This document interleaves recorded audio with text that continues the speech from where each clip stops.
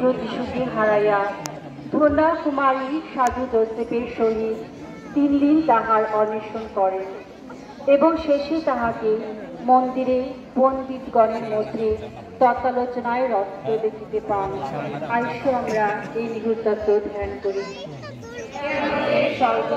পিত তোমার নাম পবিত্র হোক, তোমার রাজ্য প্রতিষ্ঠা হোক,